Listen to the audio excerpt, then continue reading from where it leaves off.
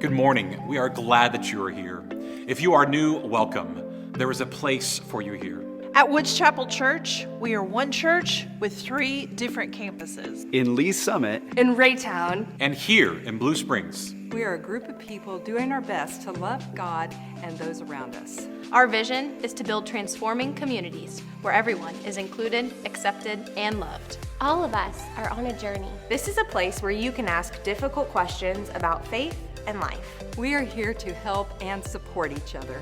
Thanks for joining us. No matter who you are or where you're from, we want you to know that you are welcome. Good morning and welcome. I'm Abby and I'm so glad to be here to worship with you all. And as we get started, I'd like for us to open in prayer. Dear God, we thank you so much for this day that we get to gather in your name, God, to worship you and to glorify your name, God. We just ask that as we go through this time together, that you can bring our hearts closer together to each other and also to you. God, we ask that we can feel your presence and that whatever season of life we're walking through right now, God, that we know that we're not walking through it alone, that we have you and we have each other, God. We love you so much, and we just ask that we can hear the words that you want us to hear today, and God, that you can help us to build our lives on you. It's all in your name. Amen.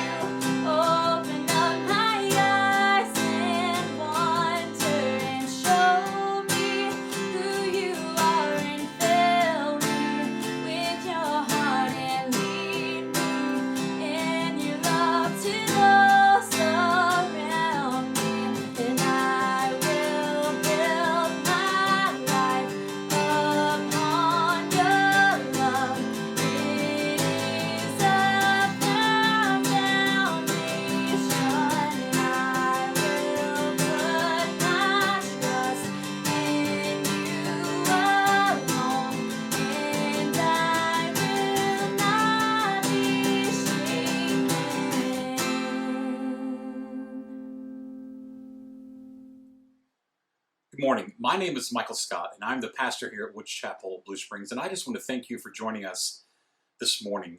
And we are talking about chaos within our communities. And the name of this series is called From Chaos to Community. And we're discussing ways in which we can take chaos and possibly see that chaos or take that chaos and to turn it into something better. That hopefully that chaos brings us together and it leads us into community. And so I've been asking you every week, so what are some of the things, what are some of the good things, some of the community things that you have seen this week? Or maybe it's a chaotic situation. So I invite you to post that, to talk about that in this thread here in the video. What have you seen that's maybe been chaotic, that maybe now you see as something that has brought us together as a community? For me, it's been the protests. On Wednesday night, a group of people got together to do a walk, a peace walk, from the Nelson Museum all the way over to Mill Creek Park.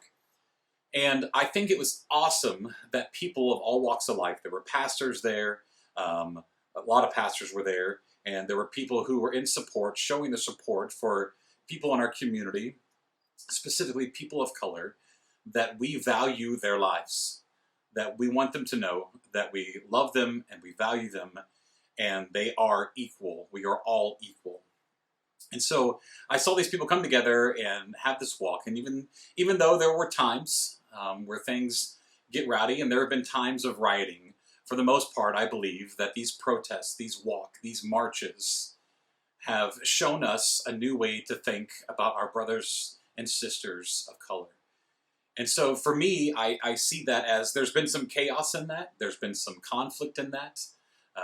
There continues to be this confrontation between police and between people, and that can be chaotic at times. But from that, I look at that and I see that there is an entire community of people who are coming together from all walks of life towards one common goal. And that goal is that we accept people of color, specifically right now, Black people. We accept them and we love them regardless of anything, of any race or of any creed. And I see that there is beauty in that. And so I want to hear from you. What are you seeing? What are the good things that are happening? What do you see that's going on around you? A friend of mine who lives in a small town, he's a pastor of a very small town. And this week they got together and they had their own little march and they had their signs supporting our brothers and sisters. And it was amazing. It was beautiful. And so what have you seen? Please share. Please talk about it. So we are starting our second week in this series, from chaos to community. And last week, I had a friend of mine on, Clarence Smith, and we talked about race issues. And we talked about this book called White Fragility that we are both reading together. And we talked about things that we can be doing. And I have to be honest, I had received some feedback from a few people that maybe I didn't allow enough space for Clarence to talk, and that was not what I intended. And so I took Clarence to lunch this week and we talked about it, and I apologize. So for all you that are listening, that was not my intention. I do want all people of color and to be heard and for their stories to be heard. And because of that, going forward in the future, we are going to be looking at recording some sessions, and possibly on Wednesday night doing some live sessions talking about race. And we're going to invite everybody to the table to start having these conversations. And more on that later as we get to the end, because that's kind of my challenge for the week, what I want you guys to do. And so him and I got together and we talked about what it means to be an anti-racist, and that Jesus encourages us to do this. And we talked about several different stories, but Jesus actually takes this racial issue and he addresses it. And in Jesus' day, there were Jews and there were Samaritans, and it was the white and people of color issue that we have today. And the Jews were the dominant ones, and they were the ones in which Jesus was born into. That was the culture. And then you had the Samaritans, and they were treated as less than. And there were systemic things to keep them oppressed, to not intermix cultures. This was against their laws, and they were thought of as less than. And so the Jewish community does not like the Samaritans. And Jesus tells stories, and he does things with Samaritans, and he elevates them. He elevates them to a status, and he makes them the hero of his stories. And he encourages us to do the same thing. So Jesus goes to this woman at the well, and she's a Samaritan. Jesus heals these lepers, and there's only one leper in the story that he tells us, where one leper comes back and thanks him. And Jesus makes him the hero of the story. And of course, the story we all know is the Good Samaritan story, where Jesus tells the story of this man who's beaten, who has been just kicked off to the side of the road and is on his way to dying. And the good people pass by him, the Levites and the priests pass by him, and they just walk by him. But the people who are despised and hated, the Samaritans, a Samaritan walks by this man, and he loves this guy, and he takes him, and he brings him back to health, and Jesus makes him the hero of the story. When Jesus says that the most important thing we could do is to love God and to love others as ourself or our neighbor, Jesus defines that Samaritan. So the most important law that we have, what it all boils down to, Jesus uses their enemy, the Samaritan, to make his point, that is the most important thing, to love those that you think are unlovable, that you shouldn't love. And so I believe Jesus challenges us, and this is still relevant today. Racism is real, and it exists in our community and in our culture. And I specifically said, as white people, we have a job and a responsibility to help combat this, to stand up against racism, to do things to support our brothers and sisters of color, to reach out to them, to lift them up, to make them the heroes. And of course, one way in which we are doing that is that we are having walks, we're protesting, we're having marches, and we're beginning conversations where we're all coming around the same table and we're having race conversations. And those conversations are difficult and they're uncomfortable. And they're not just uncomfortable for white people, they're uncomfortable for all people. And over the next few weeks, you're going to be seeing more and more on this. We're going to be doing these. We're going to be having live sessions. We're going to be having recorded sessions. We're going to be having Zoom sessions where we are talking about these issues. Now, this week, we're going to start in a different place. We're going to talk about a different kind of chaos in community. We're still going to link it to race and the things that are going on in our culture right now. But we're going to go back to our origin story, because I believe that life is chaotic. Our universe is chaotic. Our world is chaotic. And I believe it is our job and our responsibility as human beings to embrace that chaos and to take that chaos and to take it and to turn it into something, right? So right now we find ourselves in a very chaotic situation, uncomfortable situation. It's our job to take that chaos and to turn it into something beautiful, to something better than it was before, to come together as a community. Now, our origins, we read about the history of the Jewish people and of our people in the Bible. And I'm going to start at the very beginning in creation, right? How creation comes about in the very first chapter, the very first verse of Genesis. And it's this beautiful story, not necessarily, I don't believe it's a science story, but it's a story about where we come from and our origins and what we are a part of and what we belong to. And so I'm going to read from Genesis 1, the very first chapter of Genesis, and starting with the very first verse. So I'm going to read verses, if you're following along with me, I'm reading verses 1 and 2 of chapter 1 and verses 25 through 31. It says, when God began creating the heavens and the earth was shapeless. It was a shapeless, chaotic mass with the Spirit of God brooding over the dark vapors. I like that image. There's this mass, right? We call it the earth, and it was chaotic. So if you know the stories, or if you listen to scientists that talk about what the early earth looked like, it was chaotic, and there were volcanoes and storms. I mean, it's a very chaotic mess. And the Bible describes that. There was chaos, and it says that the Spirit of God was with us, though, even in that time. And it was brooding over like dark vapors, right? So it says God's Spirit was brooding over the dark vapors. I'm going to jump down. So the story, our origin story talks about all the different things, the way God created. And so He created the fish in the sea, and the birds in the sky, and the beasts in the field, right? And it goes through the different days of how and what God created. And at the end of it, in each day, God says, and it was good. Right? And so we look at that and say that creation, this chaotic mess that we come from, when we involve God in it, when God gets involved, it's good. We take chaos and we turn it into community. I'm going to jump down to verse 25. After God's done all this thing, He's created all these other things. He says, God made all sorts of wild animals and cattle and reptiles, and God was pleased with what He had done. Then God said, let us make man, someone like ourselves, to be the masters of all life upon this earth and in the skies and in the seas.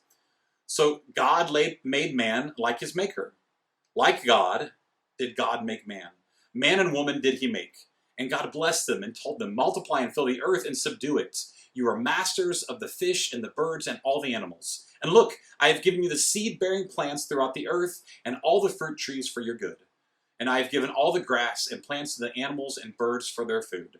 Then God looked over all that he had made, and it was excellent in every way. I think that is a really cool story. God starts off in the beginning with this chaotic mass, and he creates, and he creates, and he creates. And he gets to the end after all this beauty is around, and he makes men and women.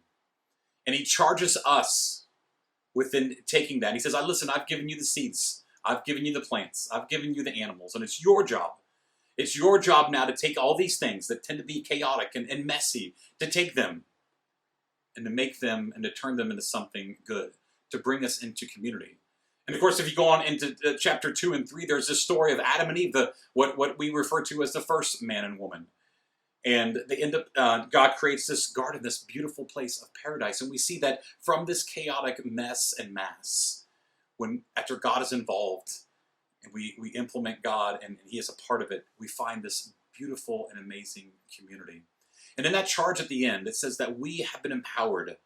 And it says to rule, to dominate over all these things, that they're entrusted in our care. And it's our job to take the world in which we have been given, that we've been blessed with, and to take that and to cultivate it and to change it and to morph it into something else. It specifically talks about seeds and it talks about plants. And one of the most beautiful things that I can think of when we're talking about from chaos to community is gardening. Now, I'm not sure how many of you garden, but at our church we have this beautiful and amazing garden. We put up a fence, about 4 years ago.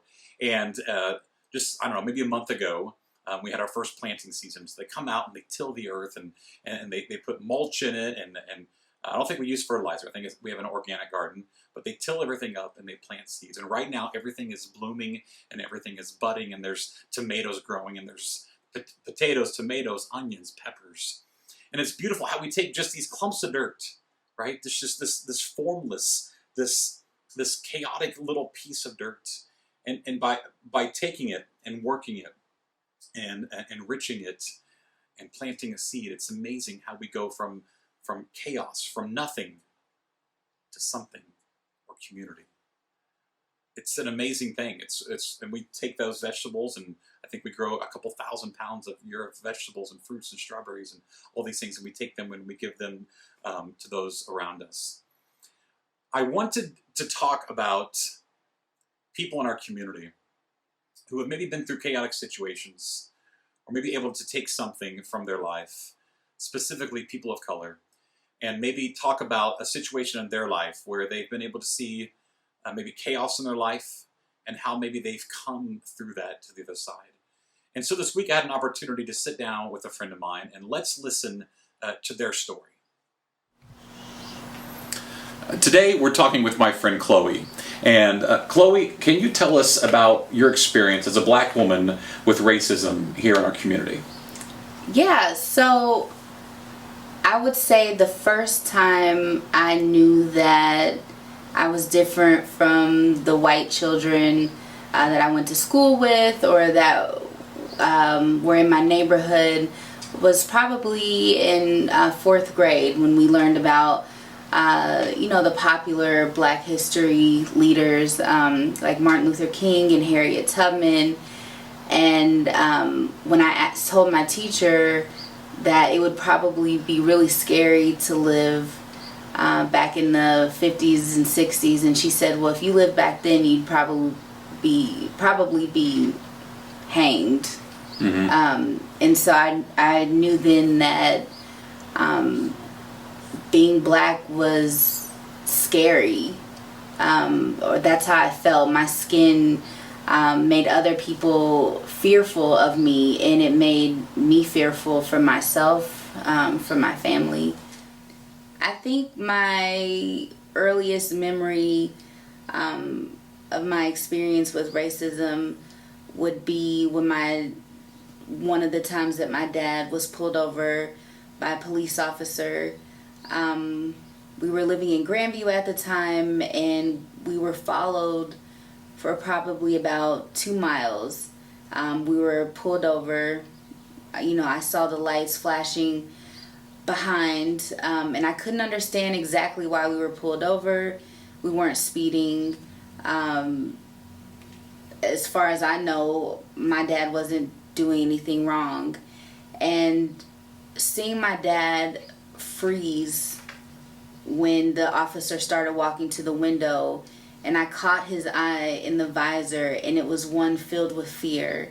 And my dad is my hero. He's the strong black man that to me is invincible. Mm-hmm. And so at that moment I saw him being reduced to a boy almost.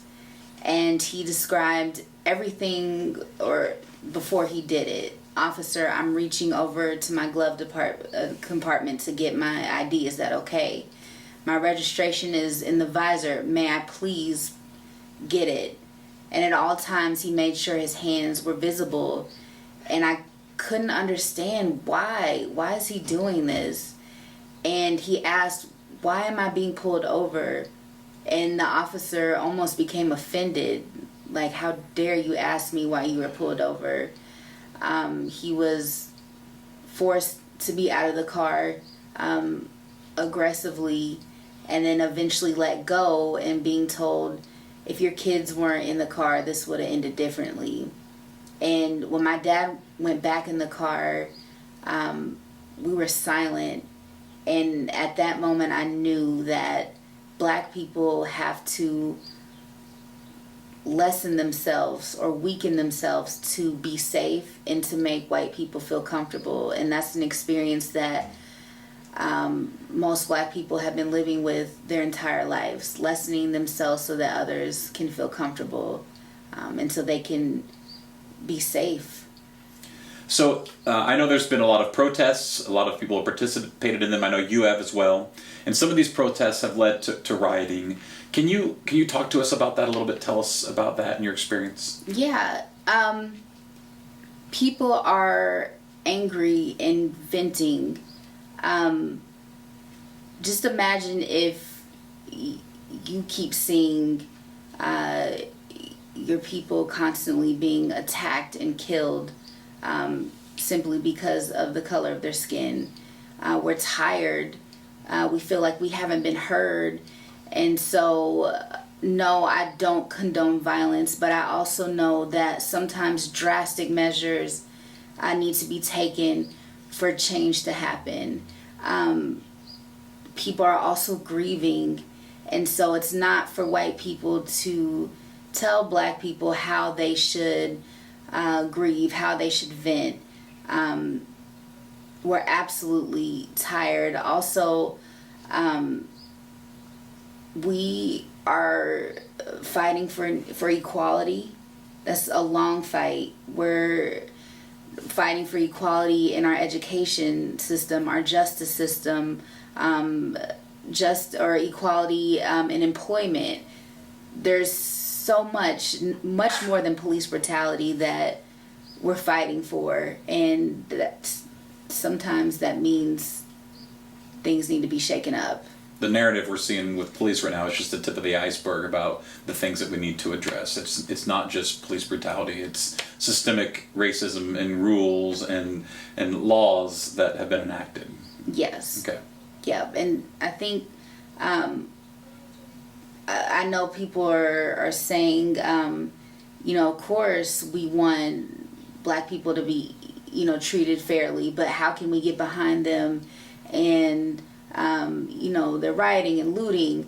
But I would say to them, if you really, really are for our equality and justice, then you'll stand with us no matter what, no matter when it gets hard, when things are uncomfortable, when things get scary, because black people don't have a choice. We can't take off our skin every night. For us, this is an everyday fight. So if you're standing with us, then stand with us. So stand with you, not necessarily to condone violence or to hurt other people, but to stand with you, to have your back.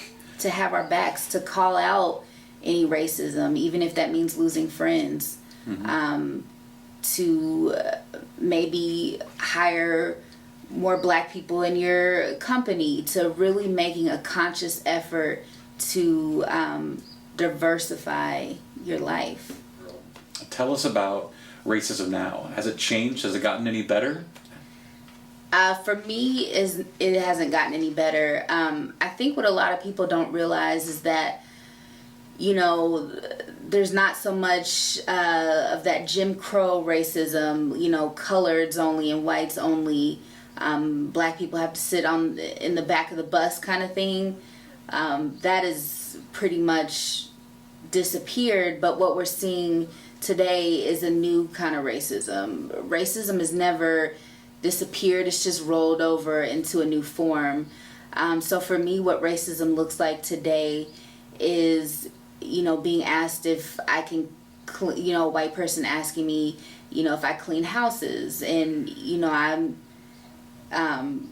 don't. I have a career. I went to college. I don't clean houses. I don't advertise that. Or, you know, being followed in a department store and very obviously being followed.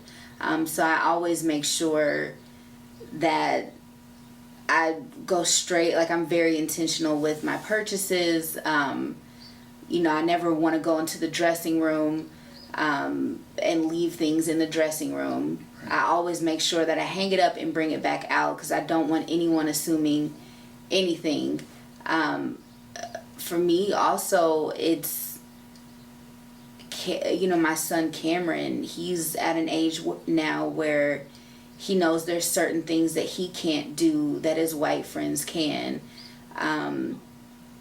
You know, there's certain things that I have to tell my kids not to say around white people. When I'm at work, I always make sure I'm overly friendly because I want to make the white people around me comfortable. I don't want to be seen as an angry black woman that a lot of black people are seen as.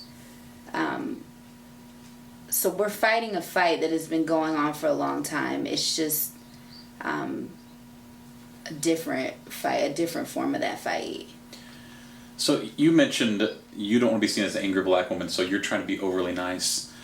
How can white people, I feel like that shouldn't be coming from your side, that should be coming from our side to make you feel comfortable, because white people, we're doing most of the damage, right? Not necessarily with that I wrote laws, but white people wrote laws and did things to oppress black people. So it's kind of the elephant in the room, and it makes all of us uncomfortable, right? What I want white people to hear is that what I'm hearing from you is that you're uncomfortable all the time. Everything you do is through a lens of, I have to be careful what I say or do. Mm-hmm. And I know white people kind of tiptoe on this line. What can we do to help make you feel more comfortable, and what can we do to fight racism right now? Yeah. So, yes, it is extremely uncomfortable. Just imagine, you know, if the roles were reversed, where white people, when it had worked in places and they were mainly around black people, or, you know, being followed around in the stores, just basically black people are just trying to survive, and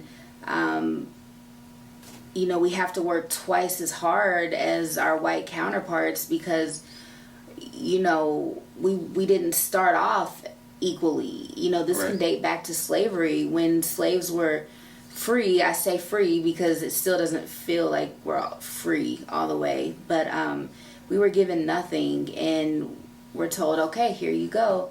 So the starting line is like this. So we have to work twice as hard.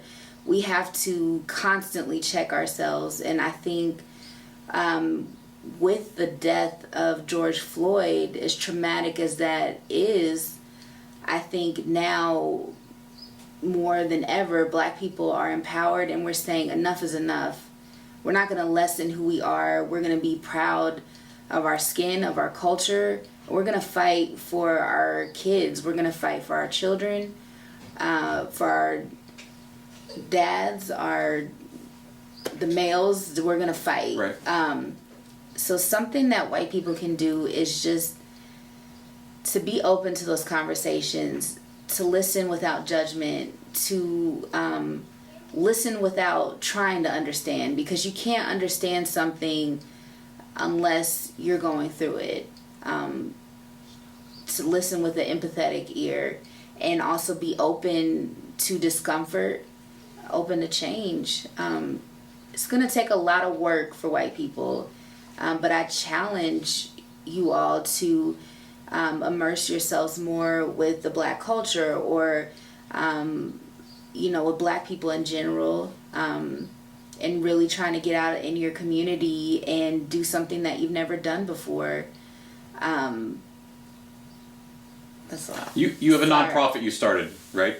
And so we have an opportunity. Tell us about some opportunity in which we can maybe participate in this for something in something like that. Yeah, so I'm one of the founders. I started this with a coworker and friend named Lauren, and we're the Kansas City Community Bail Fund is the name. And what we do is provide cash bail for those in our targeted communities. So here's a little homework. The story of like Khalif Browder, the Central Park Five, those who were wrongly imprisoned, and obviously they were proved to be innocent, but that couldn't afford bail, that had to stay there while waiting trial. And meanwhile, people in these situations lose jobs, lose children. I mean, most white people, if they go to jail, their family can bail them out, or, but for Black people and brown people, that's not, or even very low income white people, I will say that, but mostly Black and brown, they can't, and their whole lives are destroyed. And honestly, the prison system is destroying our Black and brown communities. It is, yes. So it's a huge issue. That's one of the ways that that white people can get involved, just finding out more about why this prison system is so destructive, and volunteering at Black-led organizations, just really opening yourselves up, because Black people have had to be familiar with your culture and your rules and, the way you live, and we've had to sometimes, what word am I looking for? You're trying to navigate that. Yeah, we're trying to navigate that, so it's about time that you guys did the same with us. Do you have a website where people can get more information about it? So it's www.kansascitycommunitybailfund.com. You can kind of figure out what a bail fund actually is. When we bail someone out, we follow them through their court cases, help them with legal assistance. A lot of Black people don't know what's legal and what's not. What are their rights? We're just taking a cue from our police officers, the judges, like, oh, okay, I guess this is right. We don't know. So, okay. One of the things that people can do is through our nonprofit, the Kansas City Community Bail Fund. We're having an event next Saturday, June 13th, from 10 a.m. to 1 p.m. at Ruby Jean's Juicery. It's on 30th and Troost. And this event is... it's called Conversations for Change, and it's about empowering and uplifting the Black community, but it's also about opening those conversations about what we can do to create that tangible change. So there'll be Black leaders from different organizations in the community speaking, and we'll also have some Black artists showcasing their talents, because honestly, you can't talk about Black pain without also showing our joy. Being a Black person is also wonderful. There's so many beautiful things about our culture, so we want to show that too. There also will be a voter registration table, and then volunteer opportunities of how others can get involved with future voting efforts that we'll be doing down the line.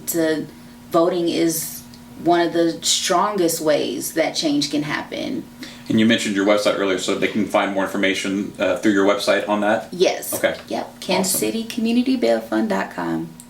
So we talked off camera beforehand, and I invited you to come help us to start these conversations. And so you can go to their website and find out more stuff that they're doing, but you're going to come back, and we're going to try to do some Facebook Live maybe in the near future, where we might have a dialogue between her and I want every one of you to join in.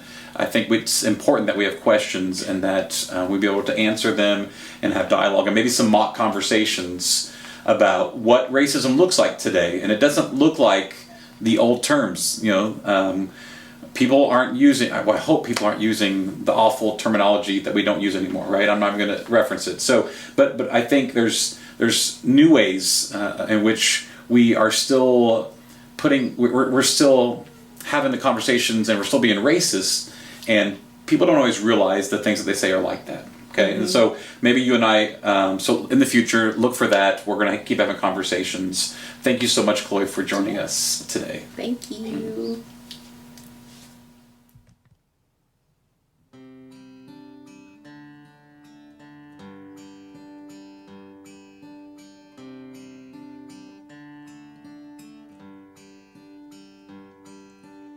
All this pain, I wonder if I'll ever find my way. I wonder if my life could really change at all.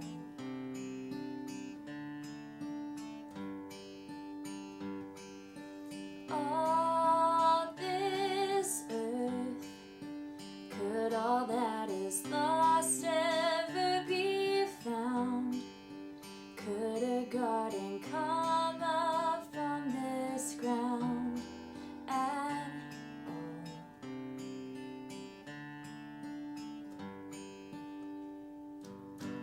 You make beautiful things. You make beautiful things out of the dust. You make beautiful things. You make beautiful things out of us. All around, hope is springing up from this old ground. Out of chaos, life is being found in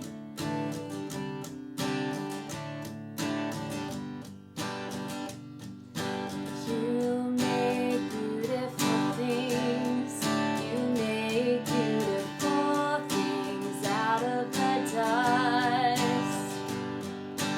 You make